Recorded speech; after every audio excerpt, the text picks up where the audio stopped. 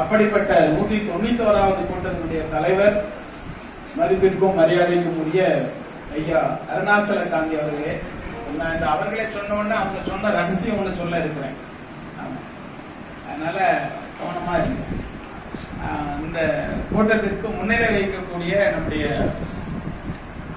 எழுத்தாளர் காயல் அருள் அவர்கள் புதுயுகம் காண புறப்படு தமிழான ஒரு கவிதை நூலை நம்முடைய கலை பதிப்பகத்திலிருந்து வெளியிட்டு சிறப்பாக அமர்ந்திருக்கக்கூடிய காயல் அருள் அவர்களே, மகளிர் அணி சார்பில் முன்னிலை வைக்கக்கூடிய மரியாதைக்குரிய பூங்கோதை கணேசன் அவர்களே, எதிரிலே அமர்ந்திருக்கக்கூடிய 40வது ஆண்டு விழா சங்கீத சபாவிலே காண இருக்கக்கூடிய நம்முடைய மதிப்பிற்குரிய புறணை இலக்கிய வட்டத்தின் புரவலர் ஐயா தலவாய் நாதன் அவர்களே, மதிப்பிற்குரிய கவிஞர் சுப்பையா அவர்களே, மதிப்பிற்குரிய முனைவர் இளமுனைவர் சொர்ணவல்லி அம்மா அவர்களே, கவிஞர் தச்சை மணி அவர்களே, பாடகர் ஸ்ரீராம் அவர்களே, நம்முடைய சாத்தான்குளம் மயில் அவர்களே, அன்பு தம்பி விரைவில் கழகத்திற்காக உழைக்கவிருக்கின்ற அன்பு தம்பி முத்துராமன் அவர்களே, அதற்குரிய ஐயா பேட்டை ஐயா அவர்களே, நம்முடைய சங்கர் கணேஷ் அவர்களே, நம்முடைய தனுஷ்கோடி அன்பு நண்பர் தனுஷ்கோடி அவர்களுடைய பையன் சொற்கலிங்கன் அவர்களே, நம்முடைய பாடகர் கனி அவர்களே, தாமதமாக வரிதந்திருக்கக்கூடிய நிலையினுடைய சிறந்த பட்டிமன்ற நடுவராக இருக்கக்கூடிய உக்கரன்கோட்டை மணி அவர்களே, அன்றுக்குரிய பாடகர் மீனாட்சிநாதன் அவர்களே, இன்னொரு பாடகர் ஸ்ரீராம் அவர்களே, ஸ்ரீதர் அவர்களே, எல்லாவற்றுக்கும் மேலாக இந்த அரங்கத்தினை தமிழ் பணிக்காக அடிக்கடி வழங்கிக் கொண்டிருக்கக்கூடிய என் இனிய நெஞ்சம் நிறைந்த திருநெல்வேலி திருவள்ளுவர் பேரவையினுடைய தலைவர் ஜெயபாலன் அவர்களே, எல்லாவற்றுக்கும் மேலாக தாமிரபரணி இலக்கிய மாமன்றத்தினுடைய தலைவர், இன்னைக்கு நீங்க சிறப்புரை நீங்க முதல்லயே சொல்லியிருந்தீங்கன்னா நான் போஸ்டர் அடிச்சிருந்தேன். பாப்பா குட்டி செல்வமணி சிறப்புரையாற்றுகிறார். ஒண்ணு உங்க தினமலர்ல ஒரு விளம்பரம் கொடுத்திருக்கேன். போச்சா? இதெல்லாம் லாஸ், உங்களுக்கு லாஸ் கணக்கு. ஆக வாங்க மேனாள் துணை ஆட்சியர் தியாகராஜன் ஐயா அவர்களே, இப்போ என்ன ரகசியம் அப்படிங்கறதுன்னா கொஞ்சம் கவனமா கவனிங்க. ஒன்னும் இல்ல, ஒரு பரிசீலனையில இருக்கான் அந்த ரகசியம். என்னன்னா, சங்கீத சபாவுடைய நம்முடைய புறணை இலக்கிய வட்டத்தினுடைய 40வது ஆண்டு விழா நடக்கு. ஆண்டுதோறும் துண்டை போட்டு சலிச்சு போயிட்டோம். நம்ம இந்த வருஷம் ஒரு ஒயிட் ஷர்ட் எல்லாத்துக்கும் ஒரு 50 பேருக்கு எடுத்து கொடுத்துருவோம் அப்படின்னு முடிவு பண்ணி, அந்த அளவு புது என்ன அளவு, குறிக்கையா ஆஃப் கையாலாம் கேட்கணும். அது எப்படி குரூப் ஆரம்பிச்சு கேட்கவா இல்ல நீங்க ஒருவேளை முத்துராமனுக்கு முதல் சட்டை கூட கிடைக்கலாம், பார்த்துக்கிட்டு உங்க அளவு என்னன்னு தெளிவா வச்சுக்கிடுங்க. இந்த பாரதியார் குறித்த ஒரு கவியரங்கம் நம்முடைய பாப்பாக்குடியில என்னுடைய தென்னந்தோப்பு சூழல்ல நடத்தணும் அப்படின்னு நம்முடைய தமிழ்ச்செம்மல் பாமணி அவர்கள் விருப்பத்தின் பேர்ல தென்னங்கீற்றுன்னு ஒரு தலைப்புல ஒரு கவியரங்கத்துக்கு கொஞ்சம் பெர்ஃபெக்டா கொஞ்சம் ஒரு ராயலா நடத்தணும் அப்படிங்கிற மாதிரி முடிவு பண்ணி வச்சிருந்தோம். இடையில என்னுடைய 2வது சகோதரரும் சென்ற வாரம் திடீர்னு காலமாகிவிட்டார். அதனால எங்க அம்மா கூட எப்போதும் சொல்லுவாங்க, எனக்கு என்ன கவலை, எனக்கு 3 ஆம்பளை பையன் வச்சிருக்கேன், இனிய நல்லது தெக்க தூக்கிட்டு போயிடுவாங்க, நான் பொட்ட மக்களை ஒன்றும் நம்பி இல்லை அப்படின்னு அடிக்கடி சொல்லுவாங்க. அந்த 3ல் 2 போயிட்டேங்கிறது கொஞ்சம் வருத்தமா இருக்கு. இன்னும் அம்மாவை நல்லபடியா அனுப்பதுக்காகவாவது நாம நம்ம உடல்நிலையை பாதுகாத்துக்கிடணும்னு ஒரு பயம் இருக்கு. வேற உண்மையா சொல்றேன். இன்னொரு அம்மா ஒரு 5 வருஷம் 6 வருஷம் இருந்தாலும் கூட நாமும் அந்த 5-6 வருஷம் கொஞ்சம் ஜாக்கிரதையா இருக்கணும்ல. அவங்க 2 பேர் மாதிரி அசால்ட்டா இருந்துடக்கூடாதுல்ல. என்னோட பயத்தை சொல்லுவேன். அந்த மாதிரி அதுக்கெல்லாம் உற்சாகமா இருக்க வைக்கிறதுக்கு இந்த மாதிரி நிகழ்ச்சிகள் தான் காரணம். அந்த சூழ்நிலையில அங்க நடத்த முடியாது அப்படிங்கறதுனால அதை நாம பொங்கல் தாண்டி வச்சுக்கலாம்னு சொல்லிட்டோம். அதனாலதான் இங்க 11ஆம் தேதி சாயங்காலம் இங்க ஒரு சிறப்பு நிகழ்ச்சி இருக்கு பாரதியாருக்கு. 10ஆம் தேதி ஒரு கவியரங்கம் நம்முடைய மைய நூலக வாசகர் வட்ட சார்பாகவும் ஏற்படுத்தப்பட்டிருக்கு. இந்த 2ஐயும் பயன்படுத்திக்கிடுங்கன்னு ஒரு தகவலா சொல்லிட்டு இந்த பாமணி சார் மணி எத்தனை 10 நிமிஷம் தான் இருக்கு போல இருக்கு. ஆமா, நல்லதொரு நிகழ்வு. பாரதிய பத்தி நாம இல்ல நம்ம தாத்தா ஆரம்பிச்சது பேச்சு, நாம தாத்தா பேசி, நம்ம அப்பா பேசி, நாம பேசிட்டு இருக்கோம். நம்ம பேரன் பேசுவோம், கூட்டம் பேசுவோம். அதுதான் நிலைத்த தலைவர் அப்படிங்கிறதுக்கு ஒரு அடையாளம். எல்லா சமூகத்தினரும் எத்தனை ஆண்டுகள் கழித்தாலும் பாரதியில இருந்தா எவனுமே தொடங்க முடியும். பாரதிக்கு முன்னாடி நாம தொடங்க மாட்டோம். சங்க தமிழ் ஒரு செல்ஃப்ல தூக்கி வச்சிருப்போம். நமக்கான ஒரு தொடக்கம், ஒரு ஆதி என்ன அப்படின்னு பார்த்தோம்னா பாரதியில இருந்தா எல்லாரும் தொடங்கும். எத்தனையோ சாதி தலைவர்கள் சாதிகளால் அடையாளம் காட்டப்பட்டதுனாலதான் அவங்க சாதி தலைவர்களே நமக்கு தெரிஞ்சது. பாரதி இன்ன சாதின்னு தெரிஞ்சும் சாதி இல்லாத தலைவரா தமிழகம் முழுவதும் போற்றப்படுகிறார்னா சாதாரண விஷயம் இல்ல. அவருடைய எழுத்துக்கான மரியாதை இது, அவருடைய சிந்தனைக்கான மரியாதை இது, அவருடைய தீர்க்க சக்திக்கான மரியாதை இது, அவருடைய சுதந்திரம் குறித்த ஒரு தீர்க்கமான பார்வைக்கான மரியாதை இதுன்னு நான் சொல்ல வர்றேன். ஆக பாரதி அதெல்லாம் இது நம்ம லட்சத்துல ஒருத்தன் பிறப்பான்னு சொல்லுவாங்க இல்லையா, அதே மாதிரி பாரதி பிறந்துட்டு போயிட்டாரு. மனசுல தோன்றது எல்லாமே 60க்கு மேல உள்ளாரு, 50க்கு மேல உள்ளாரெல்லாம் யோசிங்க. எத்தனை பக்கம் நாம படிச்சுட்டோம். எல்லாம் காதல கேட்கக்கூடிய, பரவலா கேட்கக்கூடிய சிந்தனையின் விஷயம், அச்சமில்லையும் திரும்ப திரும்ப நாம பார்த்துக்கிட்டு இருக்கோம். அதை தாண்டி அவன் எழுதலையா எத்தனையோ விஷயங்கள். எப்ப படிக்கிறது? பாரதிங்கிற ஒரு மனுஷனை கூட நம்மளால முழுசா படிக்க முடியலையே.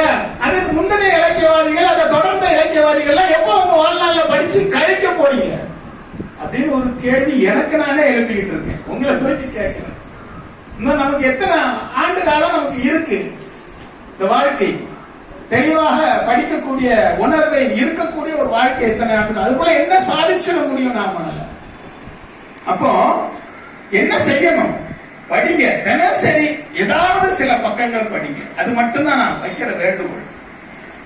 வீட்டுல எல்லாத்துக்குமே நம்ம நேரம் ஒதுக்குறோம்ல. குளிக்கிற நேரம் ஒதுக்குறோம், பாத்ரூம் போக நேரம் ஒதுக்குறோம், சாப்பிட போக நேரம் ஒதுக்குறோம், வெட்டி பேச்சு பேச நேரம் ஒதுக்குறோம், சண்டை போட நேரம் ஒதுக்குறோம், எல்லாத்துக்கும் நேரம் ஒதுக்குறோம். இல்ல செல்ல தேவையில்லாம இருக்கிறதுக்கு நேரம் ஒதுக்குறோம். படிக்கிறதுக்கும் நேரம் ஒதுக்குங்க. உங்களுக்கு யார பிடிக்குமோ, அது பாரதிய பிடிச்சாலும் சரி, பாரதிதாசனை பிடிச்சாலும் சரி, இல்ல கலைஞரை பிடிச்சாலும் சரி, பெரியார பிடிச்சாலும் சரி, இல்ல சேகவாராவை பிடிச்சாலும் சரி, யாரையாவது படிச்சுக்கிட்டுருங்க. இத நம்மை சார்ந்தவர்களுக்கும் சொல்லணும். நம்ம இந்த கூட்டத்துக்கு வர்றவங்க ஓரளவு தெரியும் நிச்சயம் என்ன. அதுதான் இந்த தாமிரபரணி இலக்கிய மாண்டத்தோட ஒரு தாற்பயமான ஒரு விஷயம். நான் பாமணி சார எல்லா வேலைகளிலும் பாராட்டிக்கிட்டு பேசிக்கிட்டு இருக்கேன். என்ன அப்படின்னா, இப்படி ஒரு வாய்ப்பு கொடுக்கும் போது அவங்களுக்கு எதையாவது படிச்சுட்டு வந்து சொல்லணும்யா. இந்த கூட்டத்துல எதையாவது நம்ம வாசிச்சுட்டு வந்து சொல்லணும். பாரதியை பத்தி ஏதாவது தெரிஞ்சுட்டு வந்து சொல்லணும். பாரதியை பத்தி ஒரு 4 வரி எழுதிட்டு வந்து சொல்லணும். அங்க சிந்தனை வளருதா, படிக்கணுங்கிற ஆர்வம் தோன்றுதா? அதைத்தான் தாமிரபரணி இலக்கிய மாமன்றமும் திருநெல்வேலி திருவள்ளுவர் பேரவையும் மிக திருநெல்வேலியில் சொல்ல போனா இந்த 2 மன்றமும் செய்யக்கூடிய பணியை வேற யாரும் செய்யல. ஒரு வட்டத்துக்குள்ளே நின்று இருக்காங்க. ஆனா நம்ம புறண இலக்கியத்தை எடுத்துக்கலாம். அதுவே ஒரு ட்ரெடிஷனலா, நான் வெளிப்படையா தான் சொல்றேன், ஒரு ட்ரெடிஷனலாவே இருக்கக்கூடாதுன்னு நான் சொல்ல வரேன். பாதி 50-50 தான் எல்லாமே. பழமை பாதி புதுமை பாதி. அந்த மாதிரி வார கூட்டம் வரும்போது பாதி இளைஞர்களுக்கு வாய்ப்பளிங்க, அல்லது புதியவர்களுக்கு வாய்ப்பளிங்க, பாதி ஏற்கனவே இருக்கிறவங்களுக்கு வாய்ப்பளிங்க. அப்படியே அந்த கூட்டத்தை கொண்டு போகணுங்கிறது தான் என்னோட ஒரு தாழ்வான வேண்டுகோள். குரல் தான் கொஞ்சம் அவசரமா இருக்கு சொல்றேன் இன்னும். ஆக இந்த மாதிரி நாம் ஒரு தீவிர வாசிப்பாளரா நம்மை சார்ந்தவங்க, நம்ம குடும்பத்தில் இருக்கிறவங்களை கண்டிப்பா உருவாக்கணும். ஏன்னா சூழல் அதுக்கு சாதகமா இல்லை. ஒரு நூல் வாசிப்புக்கு சாதகமா சூழல் இல்லை. ஆனா எல்லா சூழல்லையும் வாசிப்புங்கிறது தான் உயிர் நாதம். அதுதான் நம்ம வாழ்க்கையோட அர்த்தமே, அது ஒண்ணுதான் அப்படிங்கறத நம்முடைய குழந்தைக்கு புரிய வைக்கணும், நம்மை சார்ந்தவங்களுக்கு புரிய வைக்கணும். அப்பதான் அவங்க எதையாவது எடுத்து வாசிப்பாங்க. இருக்கக்கூடிய மனித உயிராக வாழக்கூடிய அந்த குறைந்தபட்ச காலகட்டத்துல என்னைக்காவது தெரிஞ்சுட்டு போவாங்க. அதுதான் அங்க விஷயம். நிறைய நூல்களை படிக்க சொல்லுங்க, நீங்களும் படிங்க. இது பொதுவானது. பாரதியாருக்கு நீ என்னடா சொல்ல போற அப்படின்னு பாமணி சார் மைண்ட் வாய்ஸ் எனக்கு ஒண்ணு இல்ல. நான் எப்போதும் கவிதை எழுதிட்டு வரவேன். பாரதியாருடைய ஏதாவது ஒரு கட்டுரையை பத்தி அவர் என்ன சொல்லியிருக்காருன்னு பாப்போங்க அப்படின்ட்டு தான் இந்த கட்டுரைய எடுத்து கார்ல போட்டுட்டு பேரனுக்காக பயந்து போய் வீட்டை விட்டு நான் அடுத்த தெருவில் காரை ஆஃப் பண்ணிட்டு அங்க நின்று ஒரு அத்தியாயத்தை வாசிச்சு முடிச்சுட்டு காரை எடுக்க போறேன், நம்ம கண்ணாடி டிரைவர் சீட்டு பக்கத்துல, தாத்தா நான் வரேன், அதுக்குள்ளே அப்படி சுத்தி வந்துட்டான். அடப்பாவி அப்படின்ட்டு அவரை கூட்டு ஒரு ஆள் பக்கத்து வீட்டுக்காரர் கூட்டு வந்திருக்காரு. நான் இவனுக்கு பயன்தானே சாமி இங்க வந்து நின்று இந்த புத்தகத்தை படிச்சுட்டு இருக்கேன், நீங்க திருப்பி கொண்டு வந்து மாட்டி விடுதலை அப்படின்னு. தாத்தா இருக்கேன், நீ அப்படியே அந்த வண்டி தள்ளி போயிட்டு வா அப்படின்னு சொல்லிட்டு அவன் கண் மறைஞ்சவன காரை வேகமா எடுத்துட்டு வந்துருக்கும். இந்த மாதிரி தொந்தரவுகள் எல்லாம் எல்லாரும் வீட்லயும் இருக்கும். தொந்தரவுன்னா அன்பு தொந்தரவு, இதையும் தாண்டிதான் நாம செய்யணும். அப்ப இதுல படிக்கும் போது ஒரு ரயில்வே ஸ்தானம்னு ஒரு சின்ன கதையை சொல்லி அது சம்பந்தமான சில உரையாடல்களை அவர் குறிப்பிட்டிருந்தார்.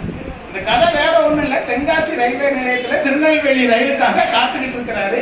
ரொம்ப சுருக்கமா நான் சொல்லியிருந்தேன், ஏன்னா அவருடைய இதயம் லேப்டாப் அடிக்கிறத பொறுத்து தலைவருடைய இதயம் திரும்ப திரும்ப சொல்லுதுன்னா அதுல அவள் கரெக்டா இருப்பாங்க. நம்மளால எதுக்கு இன்னைக்கு சோகமா வீட்டுக்கு போகணும், அவள் கூட்டம் நடக்கல, அதனால சந்தோஷமாவே போட்டோம் அப்படின்னு தான் இருக்கிறாரு. அப்போ ஒரு ஒரு செல்வந்தராக தோற்றம் அளிக்கக்கூடிய ஒரு முஸ்லீம் நண்பர் அங்க அழுதுகிட்டு இருக்கிறாரு அந்த ரயில்வே நிலையத்துல. இப்ப இவர் போய் விசாரிக்கலாமா வேண்டாமான்னு அதே சொல்லுதாரு, விசாரிக்கலாமா வேண்டாமான்னு கூறு கூட அன்னைக்கு எனக்கு இல்ல, போய் ஏன் அழுதுங்க நான் கேட்டு தொலைச்சிட்டேன் அப்படின்னு அவர் சொல்றாரு. அதாவது ஒரு மேனஸ் சொல்லுவோம் இல்லையா, மேனஸ் கூட இல்லாம நான் போய் கேட்டுட்டேன், அப்படி ஏன் அழுதுறீங்க, நான் ரெண்டு பார்த்தான் எங்க ஒன்னும் பதில் சொல்ல மாட்டோம்னு நினைச்சா திருப்பி சொல்லிட்டாரு அப்படின்ட்டு இந்த செல்வந்தர் வந்து அவருக்கு கதையை சொல்லாரு. எங்க அப்பா பெரிய அவளை பழி செல்வந்தர், நிறைய ரூபாய் வச்சிருந்தாரு, கோடிக்கணக்கா செலவழிச்சாரு, இதுல தொழில வந்தது எத்தனை கோடியோ வந்தது, அதனால திடீர்னு தொழில நஷ்டம் வர ஆரம்பிச்ச உடனே தொழிலை நிறுத்திட்டு ரூபாயை சேமிச்சு வச்சுட்டு திடீர்னு இறந்து போயிட்டாரு. இப்ப எங்க சித்தப்பாவை அதுக்கு பொறுப்பா போட்டுட்டாரு. ஆனா நாங்க வந்து சித்தப்பா பிள்ளைய பெரியப்பா பிள்ளையில கல்யாணம் கட்டி விடுவோம், அதனால எங்க சித்தப்பா என்ன செஞ்சாரு, அவரு பிள்ளைய எனக்கு கல்யாணம் கட்டி வச்சுட்டாரு, கட்டி வச்சுட்டு நீ அங்கங்க அவ்வளவு விட மாட்டாரு. அவரு பிள்ளையன்னா ஒத்த பிள்ளை இல்ல, அவருக்கு 3 பிள்ளையா, 3 பிள்ளைய தலையில கட்டிருக்காரு. 3 பிள்ளைய வேற எங்கேயும் சொத்து போயிடக்கூடாதுன்னு 3 பேரையும் எனக்கு கட்டி வச்சுட்டாரு, அங்கங்க நவள முடியல, எனக்கு பெரிய கஷ்டமா இருக்கு அப்படின்னு சொல்லிட்டு அவங்களும் என்னை மதிக்க மாட்டாங்க, வைக்க மாட்டாங்க. அவருக்கு முடிஞ்ச அளவு அவரும் செல்வத்தெல்லாம் கரைச்சிக்கிட்டு இருக்கிறாரு எங்க சித்தப்பா அப்படின்னு சொல்லிட்டு இருக்கும் போது இவரு ஒரு யோசனை சொல்றாரு, என்னைக்குமே ஒருவனுக்கு ஒருத்தி தான் நல்லது, நிம்மதியான வாழ்க்கையை தரும், அதனால அந்த 3 பேர்ல யாரு உனக்கு பிடிக்குமோ வச்சுட்டு மீதி 2 பேரை யாருக்காவது கெட்டு கொடுத்துரு அப்படின்னு பாரதியார் சொல்றாரு. அப்போ நானும் அதைதான் நினைச்சேன், ஆனா அவாட்ட பேசினா இவா கோபப்படுவா, இவாட்ட பேசினா அவ ராட்சசி ஆயிடுவா, இவளுக்கு ஏதாவது வாங்கி கொடுத்துருன்னா அவன் கொண்டே போடுவா. 3 பேருமே என்னை வச்சு பார்க்க மாட்டாங்க, ஒரு ஆளை வேண்டான்னு சொன்னாலும் கூட 3 பேரும் என்னை வச்சு பார்க்க மாட்டாங்க. அதான் நான் உட்கார்ந்து அழுதுகிட்டு இருக்கேன். அந்த இருக்காங்க பாருங்க 3 பேர், அவங்க 3 பேரும் தான் அப்படின்னு இருக்கிற மாதிரி காமிக்கிறாரு. இங்கெல்ல பாரதியார் அடடா இந்த பஞ்சாயத்துக்கு என்ன தீர்ப்பு சொல்ல அப்படின்னு நான் யோசிச்சுட்டு இருக்கேன். நல்ல வேலை திருநெல்வேலி போற ட்ரெயின் வந்துருச்சு, அப்ப வரட்டா அப்படின்னு ட்ரெயின் ஏறி போயிட்டோம் அப்படிங்கறது அந்த கதை. அதுக்கப்புறம் அந்த கதை சார்ந்து ஒரு முஸ்லீம் நண்பர் கேள்வி கேட்கதாகவும், நீங்க என்ன தீர்ப்பு, இதை வந்து ஒரு இதுல எழுதியிருக்கிறாங்க, சுதேசமித்திரலையும் அதுல எழுதியிருக்காங்க, அதை வச்சு நீங்க என்ன தீர்ப்பு சொன்னீங்க, அது எப்படி, எங்கள் அப்படிலாம் கெட்ட மாட்டோம், ஒரு மனைவி இருந்தா உயிரோட இருக்கும்போது இன்னொரு மனைவியை நாங்க கெட்ட மாட்டோம், அந்த பழக்கமே எங்களுக்கு கிடையாது, நீங்க 3 பேரும் உங்களுக்கு தெரியும், 3 பேர் கெட்டதான் எழுதிருக்கிறீங்க, உங்களுக்கு இஸ்லாம் சமுதாயத்தை பத்தி தெரியுமா, நீங்க எப்படி அதை யார் சொன்னா உங்களுக்கு அப்படிங்கிற மாதிரி அவரு கேள்வி கேட்டுக்கிட்டே இருக்கிறாரு. பாரதி ஒரு கட்டத்துல நான் எழுதினேன் அப்படின்னு சொல்லிட்டு அவர் என்ன செய்ய ரொம்ப புத்திசாலித்தனமா மாத்திட்டாரு. ஆமா நீங்க ஏன் அந்த இது போட்டுட்டு இருக்கீங்க, கோசா போட்டுட்டு இருக்கீங்க அப்படின்னு கேள்வியை மாத்தி விட்டு, அது நான் எங்க பழக்க வழக்கம் அப்படி இல்லையே, திருநெல்வேலி பக்கம்லாம் கோசை போடாத ஆள் முஸ்லிம் கூட நண்பர்கள் கூட இருக்காங்களே அப்படின்ட்டு அவர் சொல்லிட்டு அது சம்பந்தமா ஒரு விவாதத்தை மேற்கொண்டுட்டு தப்பிச்சு போயிருந்தாரு. அந்த மாதிரியான ஒரு கட்டுரை நிச்சயம் உண்மையிலே பாமணி சார் சொன்னதுனால தான் இதை படிச்சேன்.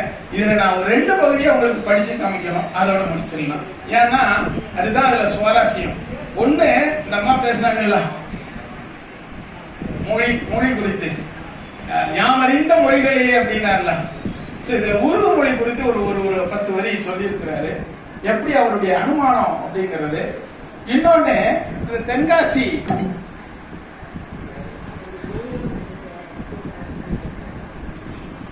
தென்காசியோட வர்ணனை இதெல்லாம் கதை எழுதுறவங்க நல்லா தெரிஞ்சுக்கணும்.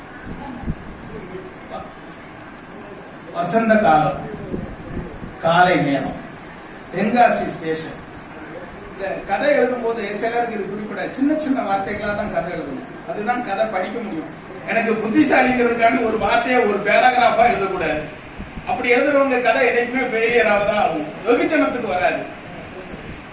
வசந்த காலம், காலை நேரம், தென்காசி ஸ்டேஷன். இது பிரிட்டிஷ் இந்தியாவை சேர்ந்தது. இதற்கு மேற்கே உள்ள அடுத்த ஸ்டேஷன் செங்கோட்டை. இது திருவாங்கூர் சமஸ்தானத்தை சேர்ந்தது. தெற்கே 2 மைல் தூரத்தில் மிக கீர்த்தி பெற்ற குற்றாலத்து அருவி விழுகிறது. பக்கமெல்லாம் மலையகிரி சாரல். கொஞ்சம் மேற்கே போனால் செங்கோட்டை ஸ்டேஷன் முதல் திருவனந்தபுரம் வரை பாதையில 10 ஸ்டேஷன் மட்டும் 2 பக்கங்களிலும் செங்குத்தான மலைகளும் ஆழமான பள்ளங்களும் மலையை உடைத்து ரயில் வண்டி ஊடுருவி சொல்லும் பொருட்டாக ஏற்படுத்தப்பட்ட நீண்ட மலைப்போடைகளும் இரு பாரிசத்திலும் இயற்கையால் பச்சைப்பட்டு உடுத்தி சால மிக பெரும் செழிப்புடனே களி கொண்டு நிற்கும் பல வகைப்பட்ட வனக்காட்சிகளும் ஒருமுறை பார்த்தால் எக்காலத்திலும் மறக்க முடியாது அப்படின்னு அந்த தொடக்கம் கொடுக்கிறாரு. அப்புறம் அங்க உள்ள அந்த ஸ்டேஷனுடைய சிச்சுவேஷன், சூழ்நிலை. பிராமண விதவைகள் பலர் ஒரு புறத்திலிருந்து தமக்குள் ஏதோ பேசிக் கொண்டிருக்கிறார்கள். சுமங்கலி பிராமணித்திகள் ஒரு பக்கத்தில் தலைகுனிந்து நின்று கொண்டு போவோர் வருவோரை கடைக்கண்ணால் பார்த்து கொண்டிருக்கிறார்கள். வேறு சில உத்தியோகஸ்தர்கள் தலைப்பாகை, கோட்டு, கடியார சங்கிலி சகிதமாக உலாவுகிறார்கள். சில போலீஸ்காரர்கள் சக்கரவர்த்திகளைப் போல தலை நிமிர்ந்து நடக்கிறார்கள். சில முகமதிய ஸ்திரீகள் முட்டாக்கு போட்டு தலையையும் முகத்தையும் மூடிக்கொண்டு திசை கொடுத்தியாக பார்த்து உட்கார்ந்து கொண்டிருக்கிறார்கள். வெத்தில, பாக்கு, புகையில, சுருட்டு, பீடி, பொடிப்பட்ட, முறுக்கு, தேங்குழல், சுசியம், காப்பி முதலியன வியாபாரம் செய்யும். இங்க அவருடைய வெகுளித்தனங்கிறது. ஓரிரண்டு பிராமணர்களும் சூத்திரர்களும் பகல் கொள்ளை நடத்தி கொண்டிருக்கிறார்கள். அதாவது காசு பெறாத சாமான்களுக்கு 3 மடங்கு 4 மடங்கு விலை வச்சு விற்று கொண்டிருக்கிறார்கள். இந்த மாதிரி ஒரு வர்ணனையை கொடுக்கிறாரு. அந்த முஸ்லிம் நண்பர் உருதுல பேசுறாரு. பாரதியார் அந்த முஸ்லிம் நண்பர் உருதுல பேசுறாரு. உங்களுக்கு எப்படி உருது தெரியும் அப்படிங்கிற ஒரு கேள்வியை அந்த உருது அந்த முஸ்லிம் நண்பர் வைக்கிறாரு. ஹிந்து, உருது, இந்துஸ்தானி எல்லாம் ஒரே பாஷை தான். முகலாய ராஜாக்கள் பாரசீக பாஷையில தான் பெரும்பாலும் ஆரம்பத்தில் விவகாரம் நடத்தி வந்தாங்க.